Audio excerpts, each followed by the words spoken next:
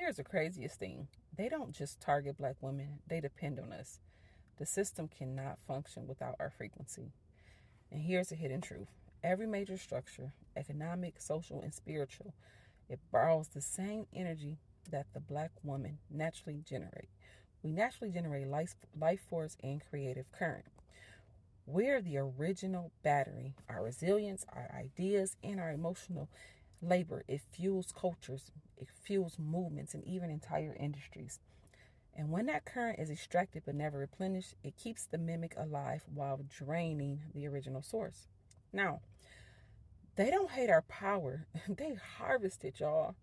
Now, y'all probably wondering, well, how does that harvest happen today? Well, let me tell y'all. First, it happens emotionally. So we're expected to hold everyone's pain, but rarely allowed to rest or to even receive.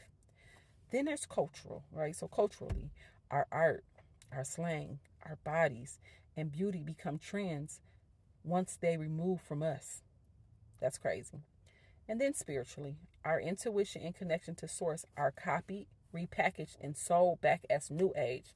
Listen, y'all, when they be like, there's nothing new under the sun, that is a real thing. Now, the targeting is actually energy economics. All right. Now, here's the real reason.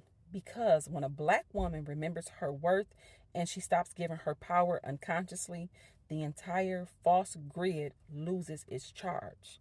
And that's why the distractions, the stereotypes, and the constant noise, they're not random. They're maintenance work for a system that cannot self-sustain. Yeah, the system it cannot sustain itself without us. Because keep in mind, mimic can only mimic, it can only copy, it cannot create. Okay? Now, the shift, because that's where we're at right now. We are no longer the grid's power supply because our healing, our boundaries, and our joy it reroute that current back to source.